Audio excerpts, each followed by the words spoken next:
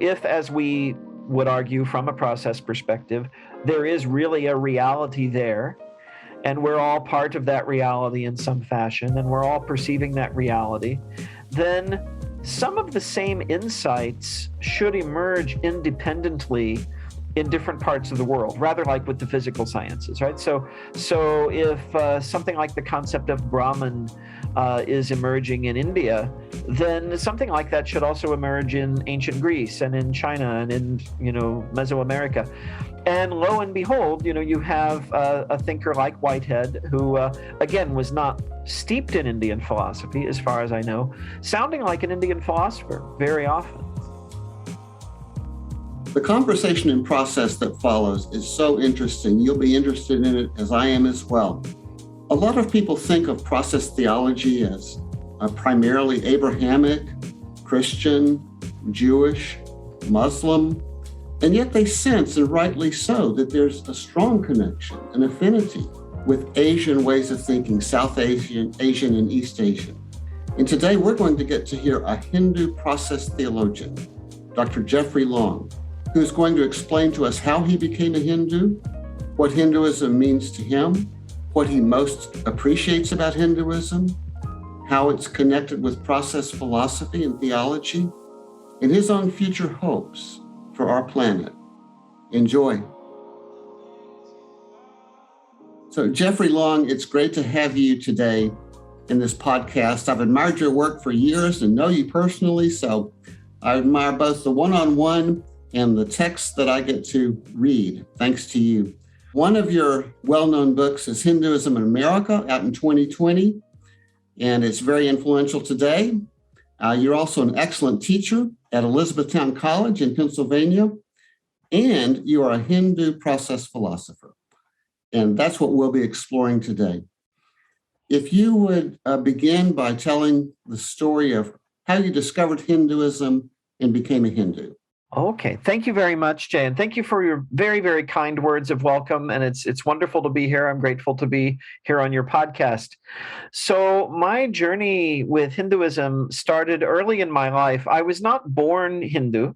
The vast majority of Hindus are born to the tradition. Of course, that's true of most religious traditions. I think John Hicks says it's about 99% of the time we stick in some fashion with what we're born into. But I was born into the Roman Catholic tradition and grew up in a small town in Missouri, and really quite far from India or even the kind of cosmopolitan environment in America where you would expect to run into people from India, which 93% of Hindus are people who live in India. So you would expect my encounter to happen in a much more cosmopolitan environment.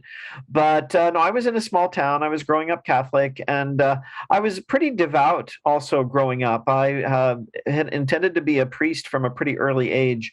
So I was a religious Catholic.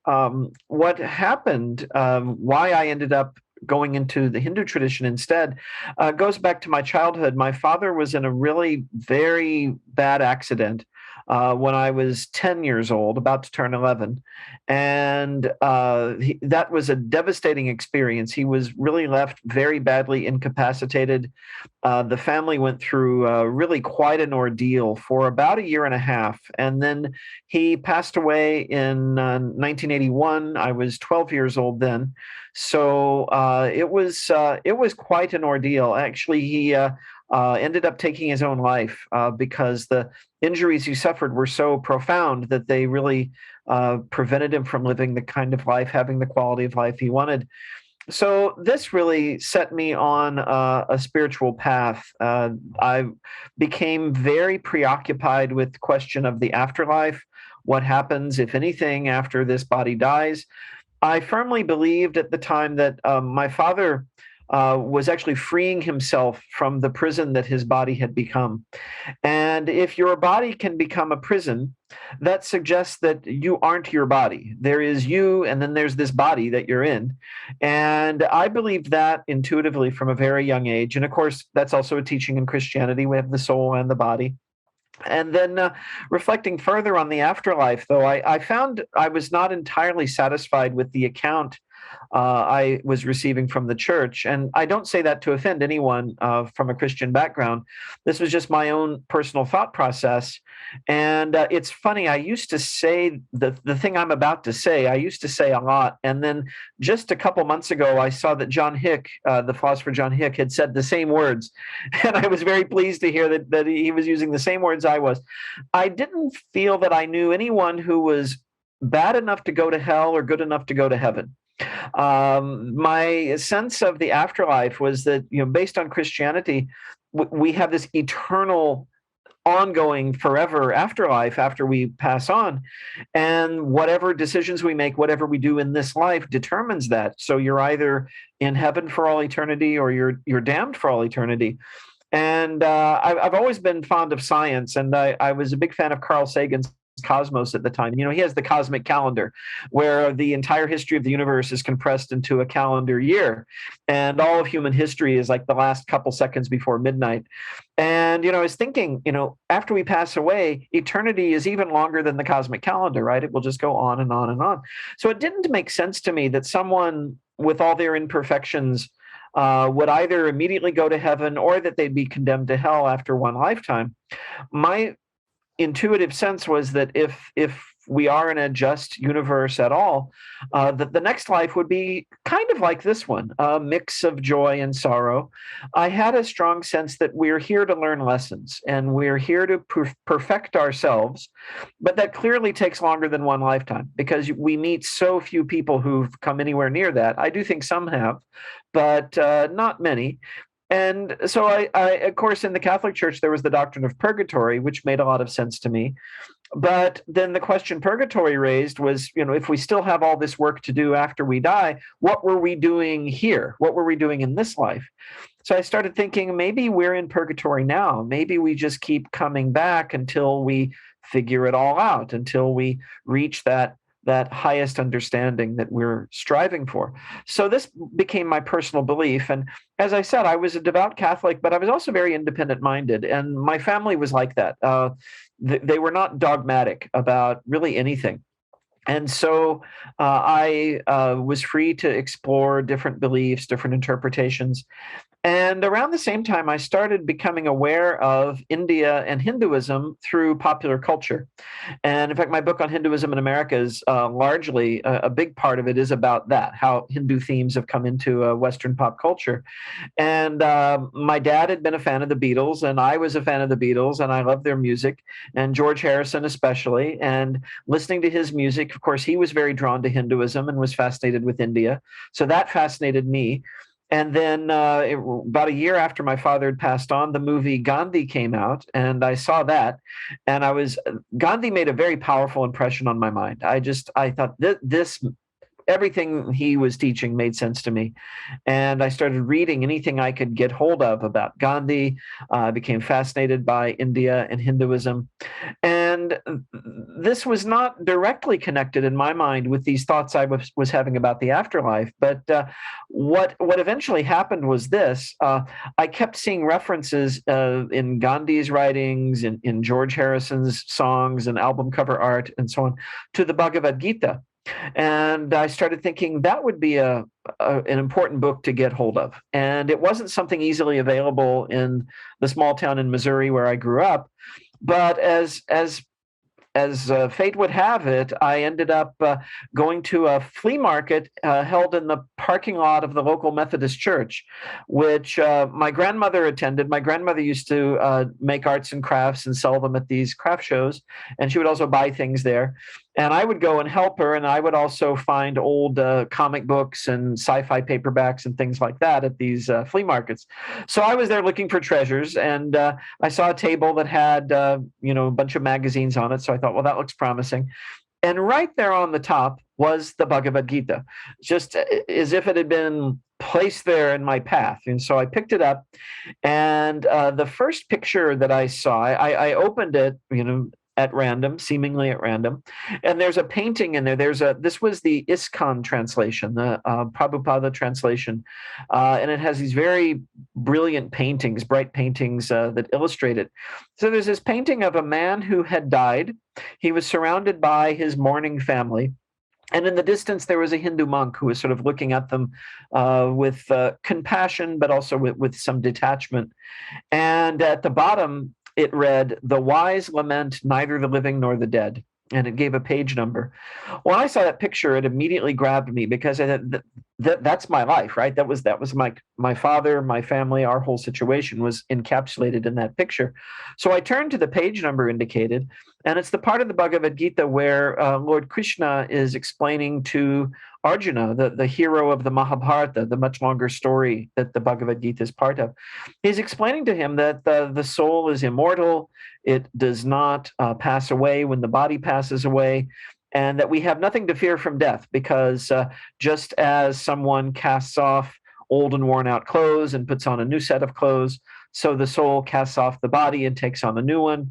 And it made so much sense to me. And it rang so true with my own thought process at the time that it was really just a major transformative experience finding that book. I mean, here were what I thought were my own thoughts being reflected back to me in this book from thousands of years ago from the other side of the world. So I was just absolutely hooked. I wanted to learn everything I could about it. I finally found a metaphor that helps me explain to people what I was feeling in the parking lot that day. I tell people it's like being an extraterrestrial who was raised by humans and then finding an artifact from your home planet, kind of like in the old Superman movie when Christopher Reeve Superman finds the crystal from Krypton. That's how I felt finding the Bhagavad Gita. And to make a long story short, I just from then on I took a very strong interest in Hinduism, world religions generally too. I read the Quran, I read the Tao Te Ching, I read the Dhammapada. I wanted to learn everything I could of the wisdom of the masters because I was still a devout Catholic at that point, but I had also come to believe that there was deep truth to be found in many religions. And I wanted all of it, right? I wanted to soak it all up. So I found things that were insightful and that inspired me in many traditions. But the one I kept being drawn to again and again was the Hindu tradition. I graduated from high school, went to college at Notre Dame, and was still thinking of being a priest at that point. But I realized while studying Catholic theology with some of the best minds in the church that I was just way too heterodox in my thinking to really find a home there. I realized if I were to become a priest, I would either have to not talk about what I really believed, which people who know me say I'm like physically incapable of doing that, and or I'd just be one of those cool radical priests who's in trouble all the time. And I really didn't want that either. I wanted a peaceful life. I wanted to be part of a tradition that really would sustain me. I really began feeling. I still have a great fondness for the Catholic Church, but I no longer felt it was really mine. It was not my place anymore. And I met a professor who was a devotee of a Hindu spiritual teacher. And every Tuesday evening, he would have a gathering. It's called a satsang at his house. And we'd watch a video of his guru giving a talk. We'd do some chanting, Vedic chanting, and then meditation. And then afterwards, there was tea and cookies and conversation. And that became my church. I felt right at home with the ideas that were being discussed and even just the aesthetics of Hinduism, the music, all of it really drew me. Then I went on to graduate school at Chicago, University of Chicago, and that's where I met my wife. And she now teaches at the same college where I do, as she's fond of saying, she's an Indian teaching Japanese in America. So she grew up Hindu. She's from India. I went to India. I lived there for almost 2 years while I was still a graduate student. I then became a visiting student where she was teaching, which was Jawaharlal Nehru University in Delhi. We got married there, and then we came back to America. She started teaching at DePaul University for a while. I finished my PhD and then got my job in Elizabethtown, and we came here to Pennsylvania, and she got her job shortly thereafter. And when we got married back in India, we had a Hindu wedding, and I actually had the opportunity to formally join the tradition, which I did. We were married through, there's a Hindu reform organization called the Arya Samaj, and they actually have a ritual by which you can join the Hindu tradition. It's actually a combination of two very ancient rituals. There's the one by which you receive a name. It's usually given to you when you're a baby. And then there's the sacred thread ceremony, which normally happens when you're about 12 or 13. It's roughly parallel to confirmation or bar mitzvah. And I got both of those done at the same time and then got married 30 minutes later. So, but that was my formal joining of the tradition. And then fast forward a little bit more in 2005, shortly before 2005, my wife and I, we had always been drawn in particular to the teaching of Ramakrishna and Swami Vivekananda. Ramakrishna was a sage, lived back in the 19th century. Vivekananda was his chief disciple, and he was actually the first Hindu monk to come to America and develop a following in America. And we were both always drawn to his teachings, and we met a monk from that tradition, and we asked if he would be our guru, our teacher, which means we would essentially formally join that particular lineage. And he agreed. And then in 2005, we had our what's called Diksha, our initiation into the Ramakrishna Vedanta tradition. And that's the, I guess you could say, denomination of Hinduism that I've been part of all these years. No, that is a great story, and it makes such sense. And I appreciate the story of your father and how it was precipitated by that. Yes. I took courses in the world religions and read Houston Smith's The World's Religions and that first chapter on Hinduism, and it was so compelling. Yes. And something in me said, I think Houston Smith really loves Hinduism. I mean, he enters into all the traditions, but that chapter on Hinduism was so good. Yes. But what appealed to me there was the idea of many paths to one truth, the analysis of human psychology, et cetera. But it wasn't so much reincarnation. It wasn't life after death. That wasn't the issue. And it's interesting to me that was for you. That was your pathway into that. Yes. Let me ask you, though, there is so much to the Hindu tradition. Can you name 3 things that you just plain love about it, that you find inherently beautiful? Sure. In fact, I can name many more than 3, but I'll keep it to 3 for the purpose of time. So one, I mean, we've already talked about reincarnation and karma. It just makes so much sense to me. In fact, and I'm not alone, the great German sociologist Max Weber analyzed the idea of karma and rebirth, and he described it as a logically perfect theodicy. That was his account of it.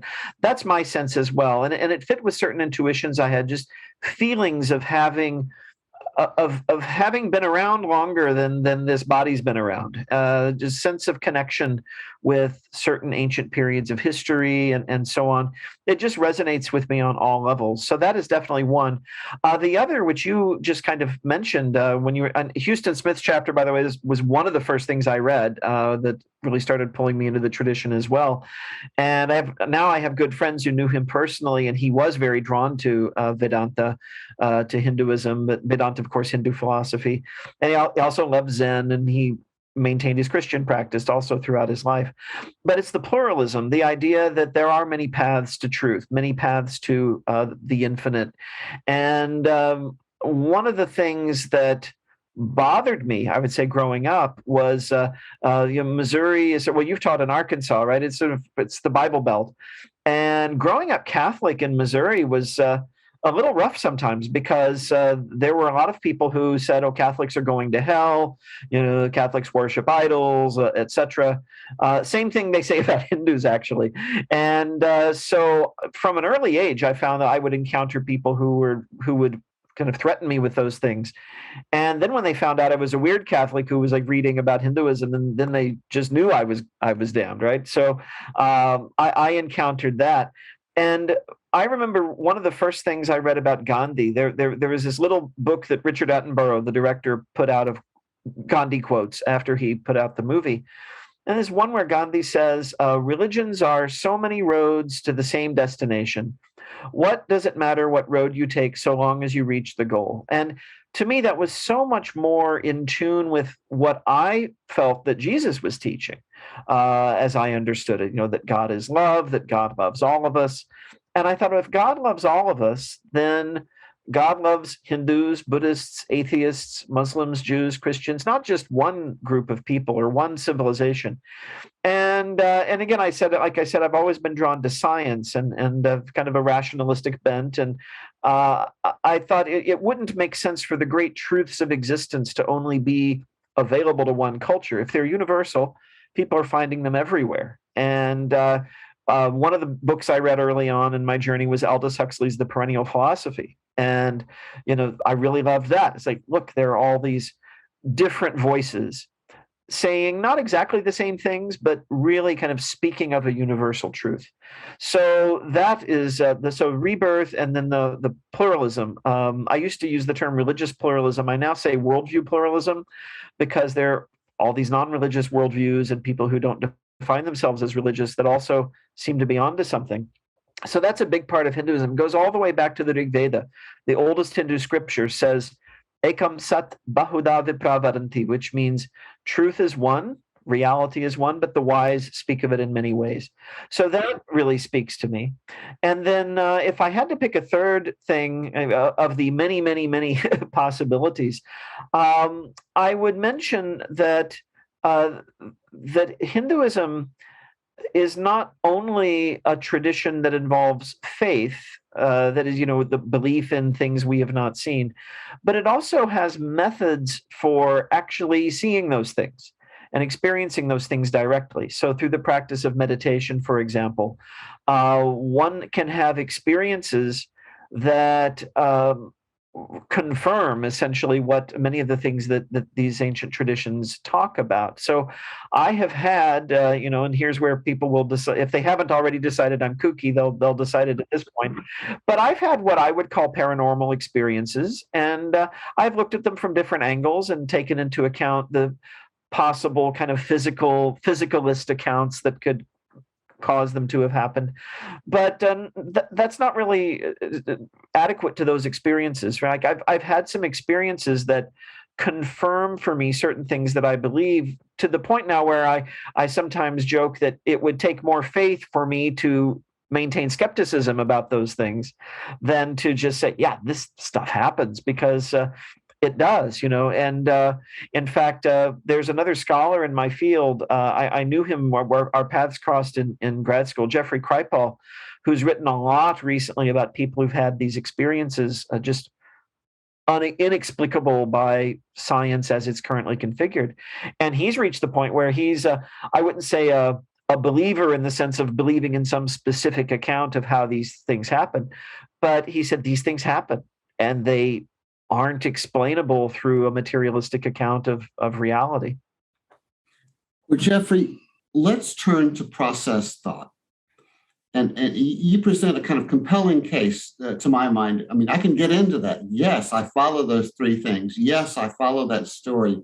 Who needs process? Right. We're doing just fine. Thank you very much. Right. And not that anybody needs process, but why in the world did you turn to process philosophy as a framework in terms of which to think about these things? Right. Very, very good question. So that goes back to my graduate school days at Chicago. I first studied process under Franklin Gamwell. His friends call him Chris Gamwell. Brilliant scholar and teacher, introduced me to Whitehead. And he gave this wonderful Whitehead course. And then a few years later, I came back and audited the same course just because I wanted to keep absorbing whatever I could from him and from Whitehead. So why? So this gets a little more into, I would say, my field of academic research more than my sort of personal spiritual journey, which we've really been talking more about.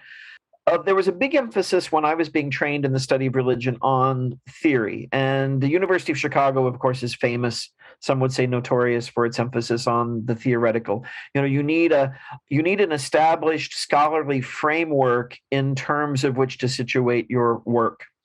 And I was grasping for that. And I was finding that the theories of religion and the philosophical frameworks that were available from the West, right, what I needed to utilize as a scholar, weren't quite up to the task of what I really wanted to do, which, of course, I now know was Hindu process philosophy. But when I read Whitehead, I thought, okay, this is incredible, because here is someone who I don't think he was very deeply trained in or aware of Asian traditions. He clearly had some awareness, and he makes references to Buddhism with some frequency in his writings.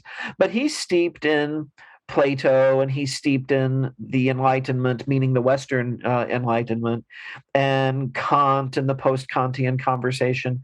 And as I studied Whitehead, I thought, oh my goodness, this is a vocabulary for expressing these thoughts and conveying these ideas in this model of reality that I find it expressed very well in Hindu traditions, but which, if you were entering into a Western academic conversation, you need to have, if people aren't already familiar with Hinduism or with Sanskrit or with Indian philosophy, you need categories that people can latch onto, right, with their minds, that they can understand. You need to enter into the Western philosophical conversation. Now, my non-process friends in the field sometimes tease me about that. They said, okay, you wanted to find something that you could use to translate Hinduism to the Western world, and so you picked this philosophy that itself needs to be translated sometimes to the Western world, because not everyone knows when you're talking about prehensions and concrescences and so on. You have to explain that too. But it rather like my experience with the Bhagavad Gita, like process and reality just made sense to me. And in fact, there was another Hindu thinker that I read around the same time, Sri Aurobindo, a very famous work called The Life Divine. And Aurobindo, I think, beautifully synthesizes Hindu and Western philosophical themes, and he's equally steeped in both. And the model of reality that comes forth is pretty close to process, or it's a variant, you could say, of process. So what I found is basically in the process tradition, natural allies, as it were, in articulating a lot of what I wanted to articulate from a Hindu perspective. It was also there and was also present. I also found that process does something else very nicely, which is the following. Again, going back to the idea of universal truth, if, as we would argue from a process perspective, there is really a reality there, and we're all part of that reality in some fashion, and we're all perceiving that reality, then some of the same insights should emerge independently in different parts of the world, rather like with the physical sciences, right? So if something like the concept of Brahman is emerging in India, then something like that should also emerge in ancient Greece and in China and in Mesoamerica. And lo and behold, you have a thinker like Whitehead, who again was not steeped in Indian philosophy, as far as I know, sounding like an Indian philosopher very often. And so it almost provides a kind of independent confirmation of many of the things that are there in Indian philosophy. Because, like, look, this guy came up with kind of the same thing, coming out of the post-Enlightenment, post-Kantian reflection on, and just the fractured civilization that Whitehead inherited, that we continue to live with. Meaning art, religion, philosophy, ethics, these have all become somehow sundered from one another. And process is a unifying vision which really aims to tie it all back together. And I think that's what you find in traditional societies like Hinduism, like that of India. And something else I find compelling about process is something David Ray Griffin wrote, his characterization of process as constructive postmodern thought. that really attracted me as well. The kind of deconstructive mode of postmodern thought was very big at Chicago when I was in grad school. The 90s was all, Derrida and so on. And that's all good. I mean, I think there's a lot of insight to be found there. But again, I found some of the Western philosophy, this is a huge generalization, but it just seemed to be a dead end, right? Because it was wedded to the dominant materialist paradigm. And certainly David Griffin's take on Whitehead and on process shows another way, right? There is a third way that is not simply going back to pre-modernity with all the problems that comes with that, nor is it simply persisting with the dominant consensus of modernity, but it's envisioning something that takes what's positive from both of those and goes beyond them. And so that's another thing I think that really drew me about constructive postmodern thought, right, as a way of thinking of process. So, Jeffrey, let's go straight to the question of God and how Whitehead presents God and how you as a Hindu understand God and what that word means. And so in Whitehead's thought, as you know, he speaks of an ultimate reality of which absolutely everything is an expression. And he names that creativity. Yes. And he says that it's neither good nor evil. It has no preferences. It's not an it to have preferences. It makes no decisions. It's not an actuality. And yet anytime you see an actuality, it's an expression of it. He compares it to Aristotle's prime matter, except devoid of the notion of passivity. Right. And then he's got this concept of God as the primordial expression of creativity, the kind of first instance, not temporally, but the deepest instance thereof. And later on in process and reality, that primordial expression becomes very personal, a loving presence, a companion to the world, sharing in the joys and sufferings of all.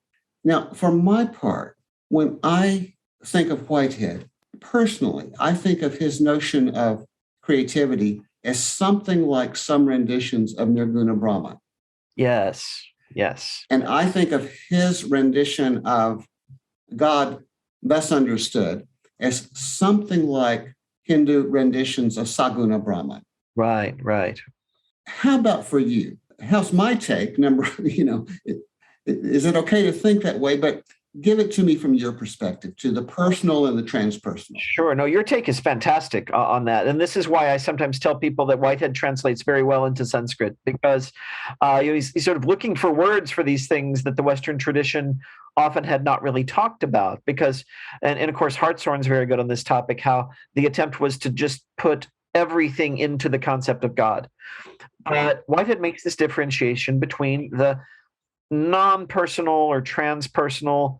Impersonal, I don't know if is quite right, but definitely, much of what goes into this concept of nirguna in Sanskrit in Hinduism, that not characterized by any limiting quality, right? And so that is very close to the idea of Brahman, as certainly in the Advaita Vedanta tradition, Brahman as it is to itself, right?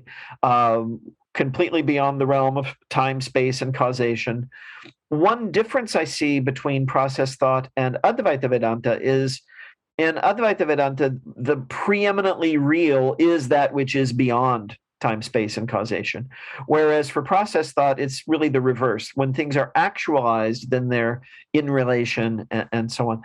But interestingly, if you look at the majority of the schools of Vedanta, other than Advaita Vedanta, they're pretty much at one with process on this. They also affirm the importance of actuality and of the supreme actuality, the divine actuality, which can be characterized in Hindu terms very much as you were characterizing God, according to Whitehead, loving personal reality who makes manifest, who is the supreme embodiment of that principle of creativity, that Brahman, which is beyond time and space, and not only embodying it, but making it available as something to be experienced by all beings. And from a religious perspective, as Hindus, we're invited to be in a relationship, right, of bhakti, of devotion with that divine reality, to enter into that relationship. And in that way, I see there's a close correspondence with Hinduism and most forms of Christianity, right? That the practice is very much about a relationship with the divine, and that divine reality is yes, very much as you described. So let me ask a follow-up then, or a couple of follow-ups. As I understand Whitehead, there are two ways that the supreme deity is present in human life, and one is as an inwardly felt lure toward fulfillment. The technical terms is initial aims.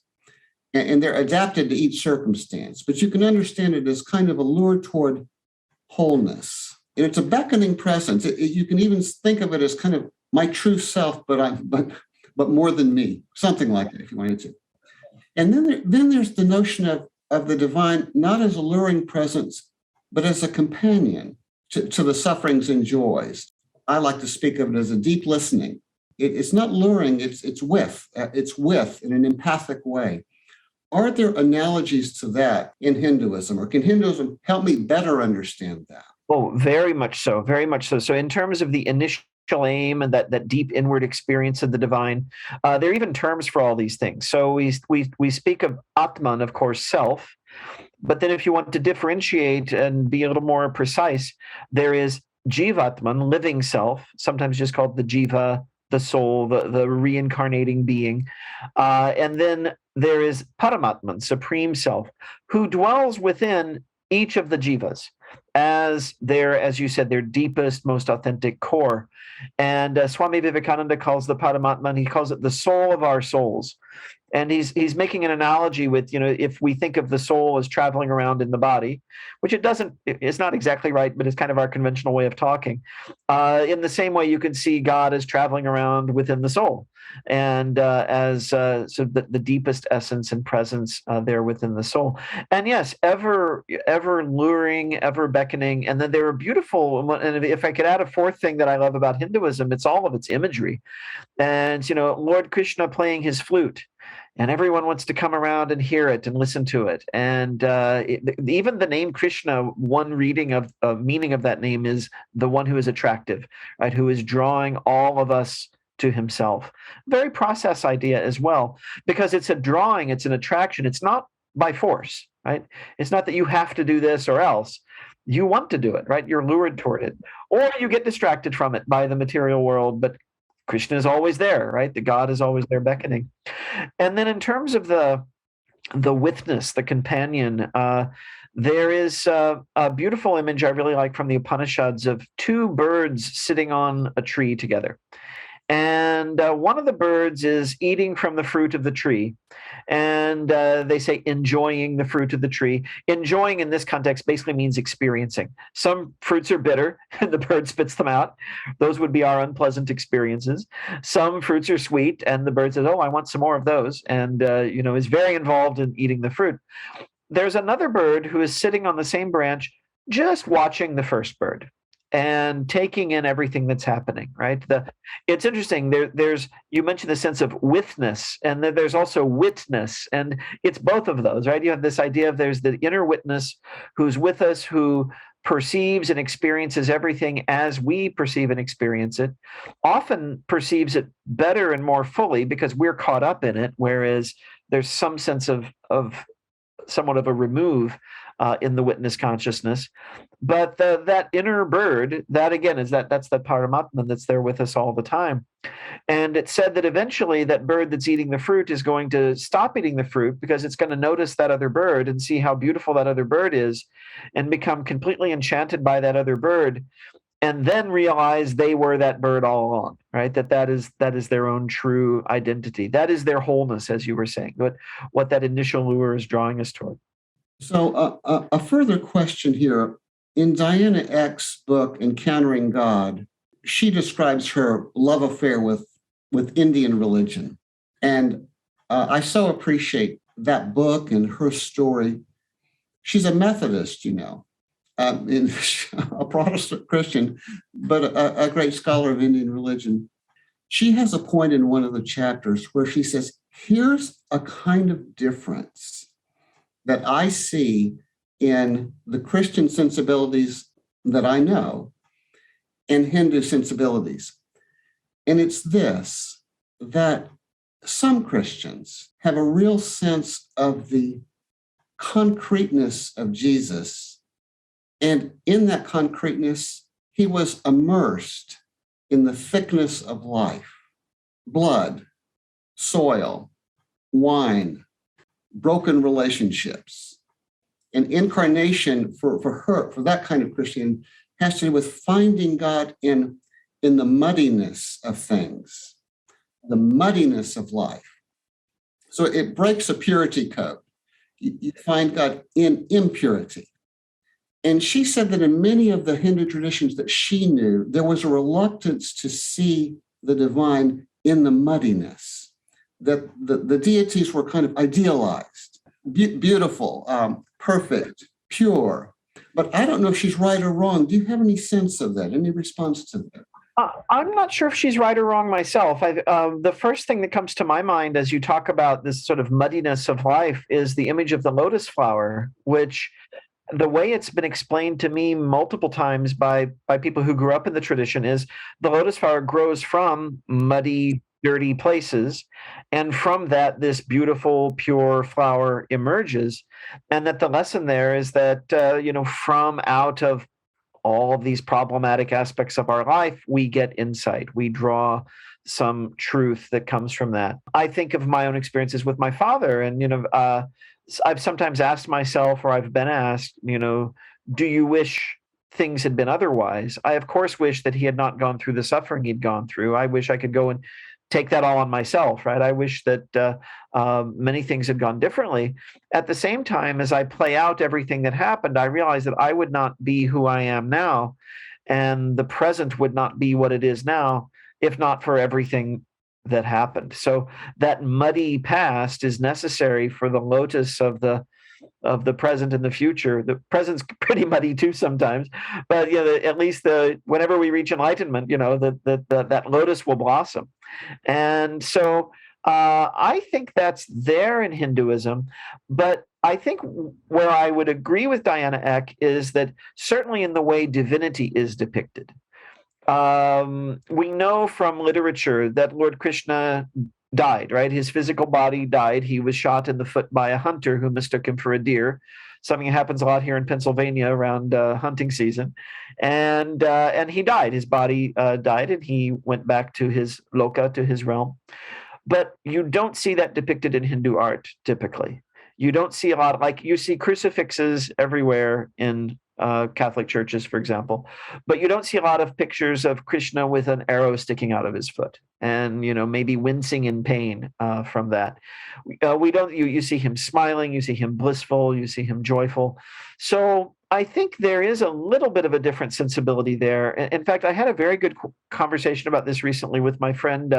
You might know John Paul Sidner, comparative theologian. And he was actually talking about an experience. I think he preached in a church at some point and was talking about, the God who suffers with us, in a very process theme. And he was talking to one of the parishioners afterward, and he was quite shocked to hear her say, "What good does that do me? I want a God who's above it all and can lift me up out of it," right? So I think God is all of those things. I think God is the sufferer with us. But then there is also that in God which is undefeatable. And this is, of course, the thing we always end up as process thinkers debating with others when they say, well, what about this non-omnipotent God, right? How can we guarantee then that good will eventually triumph, that beings will become enlightened, and so on? And I think Hinduism is definitely very much on the side of envisioning that of God which is beyond all of this. And I think that's precisely so that people who are suffering here and now can identify with that and kind of escape from that, right? Not really feel part of that. And I can relate to that. I mean, a lot of how I dealt with what was going on with my father and how I've dealt with a lot of sufferings I've encountered in life since then was through escapism, right? I enjoyed science fiction, fantasy. I could put myself in a completely different world. And since I've learned how to meditate, I know how to detach myself from what's happening and say, I'm not that, I'm this. And so there is kind of a tension, I find, because I don't think it's a contradiction exactly, but when I talk to a lot of my Christian process thinker friends, Christian process theologians, it is very much about the suffering God. And my sense is that yes, that's comforting on one level, but you also want the God that's going to take you out of it all. I think one liability for the Christians who so emphasize the suffering of God is there's also a playfulness in God, and there is joy. And so I think that is sometimes neglected in an overemphasis on the suffering. And Hinduism strikes a better balance. Speaking of this, I do have another question. One thing that Diana Eck poses, she quotes the psychologist James Hillman on this. Hillman was critical of what he called the monotheistic consciousness that so emphasizes oneness that it cannot make its peace with manyness. So one God, one book, one Savior, one right way of salvation, my way, it so happens. And it can't make it can't be at home in multiplicity. It always has to reduce the multiple to a unity.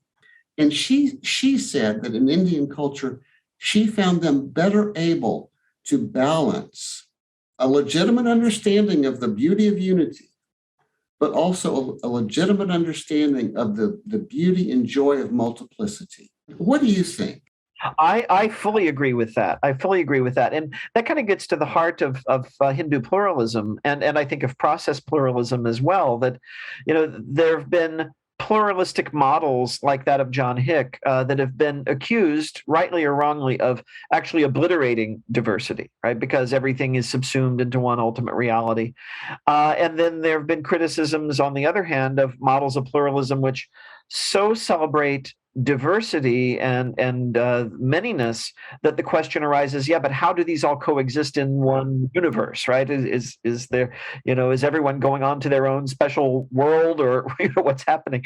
And so there's a nice sort of, it's a tension sometimes, but I think it is really ultimately a balance between unity and diversity, that these are both, each needs the other. And a tradition that's been on my mind a lot lately, because I'm teaching a course on it right now, but is Taoism, which does such a nice job of saying that, whenever you have opposites, you have to remember there's a complementarity, and there's always you need a little bit of unity in your diversity and a little bit of diversity in your unity, or the whole thing's going to become unbalanced and break down. And I think Indian civilization and Hinduism in particular have done a great job of that things are one and many, and that's just accepted as that's the reality of life.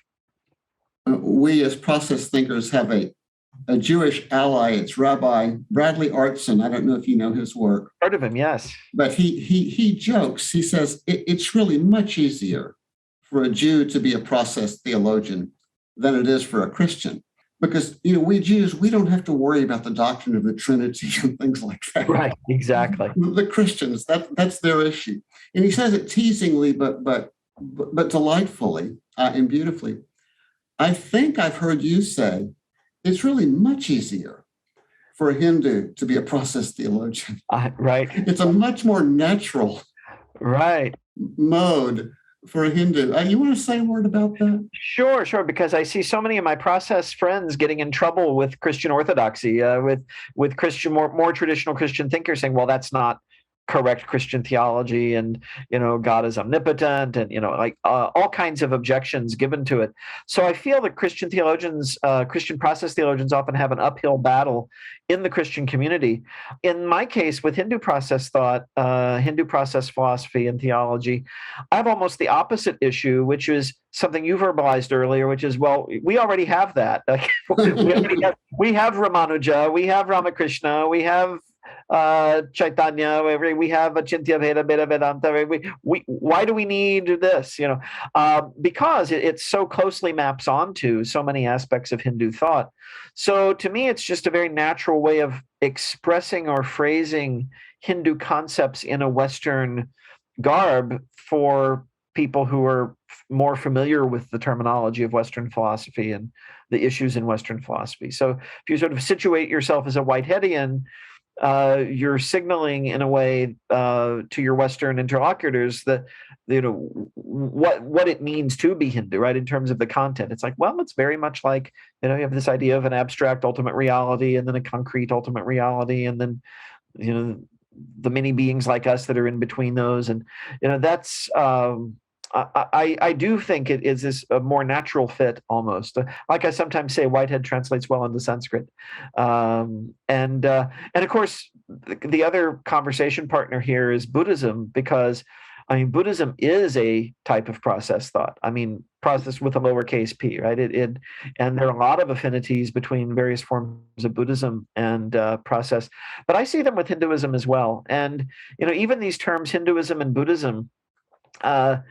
I think sometimes we reify them too much, and if we look back to the ancient period, there are a lot of Hindu schools of thought that have a lot of affinity with Buddhist schools of thought, and vice versa. And of course, you have the very common practice among just ordinary folks in India, even to the present day, of participating in multiple traditions.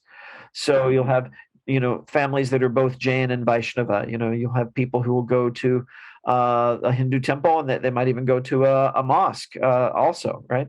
And I'm quite certain that was the case when there were a lot of Buddhists in India as well. That you would have people practicing Buddhism, but they would probably have a Vedic, what we would now call a Hindu wedding, or celebrate festivals of the Hindu gods, and so on.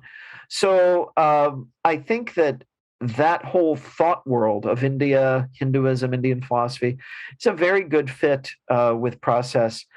Whereas I do see a lot of conflict between process thinkers very often and sort of what are regarded as more mainstream Christian thinkers. And I can relate. It was that kind of conflict which was one of the reasons I didn't feel so much at home in the tradition that I grew up in. Do you want to say a word, Jeffrey, about contemporary Hinduism and issues of Hindu nationalism? Sure. And process thought cannot solve all issues, but right. I do wonder if a process Hinduism can offer an antidote or a critique to the worst aspects of it. Right. Yeah. Right. Sure.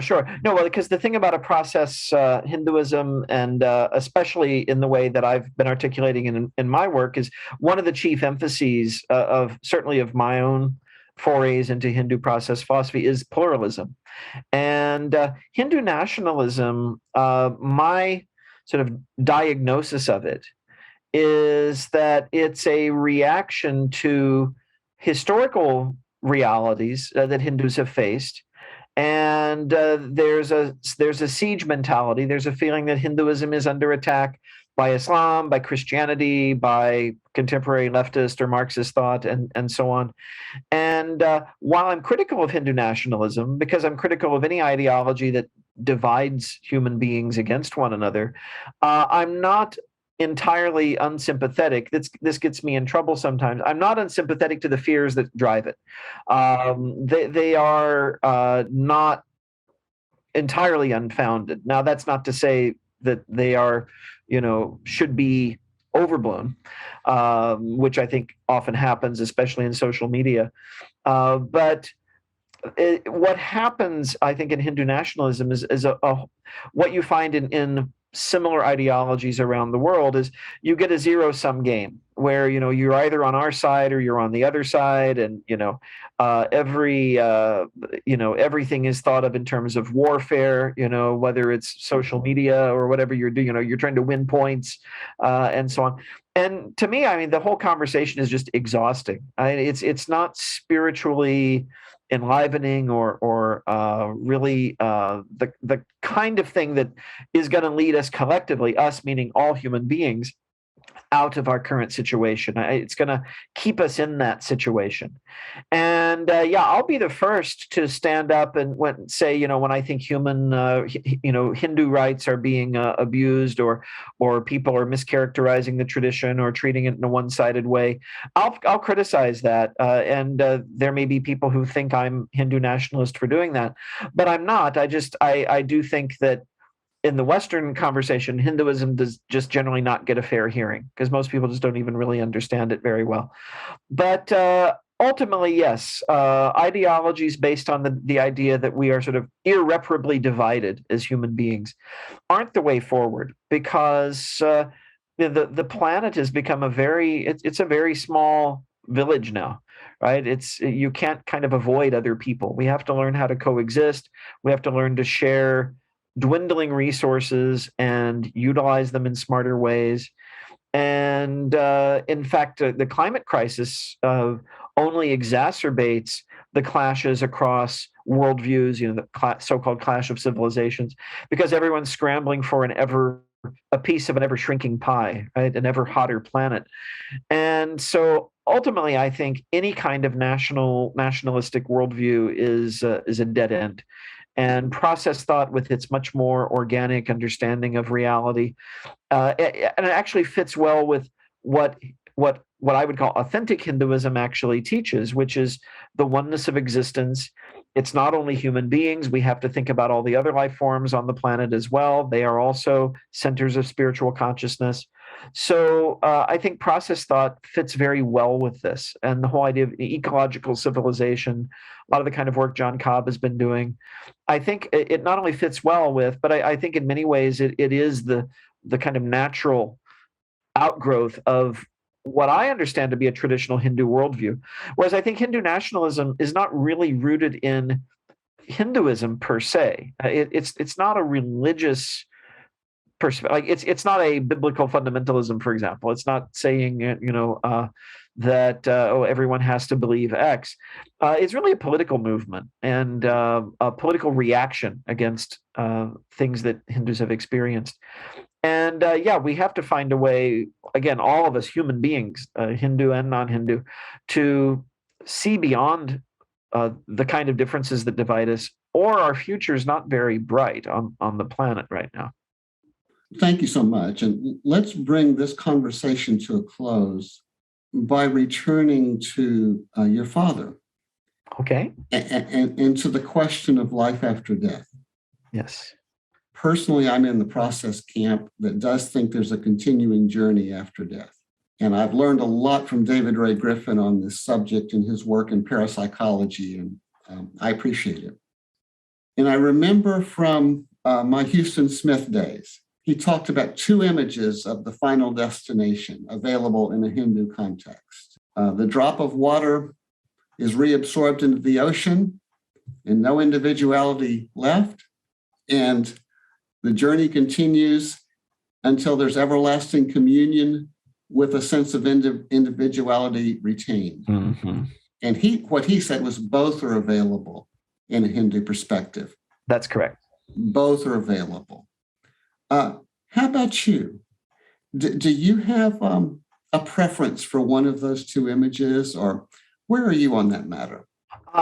I've thought a lot about this. Because not only are these two visions, it both exist in the Hindu tradition of the ultimate destination, but they're distinct practices associated with each. They are. It comes down to a question of like which of the yogas, which of the spiritual paths you plan to tread, and I have to say that I have a certain ambivalence about these two images. Some days I'll tell you drop of water in the ocean for sure. Other days I'll say, well, I'm kind of enjoying this whole adventure, so I'd like to see it go on. And I am leaning, I think, towards the view that, let me put it this way.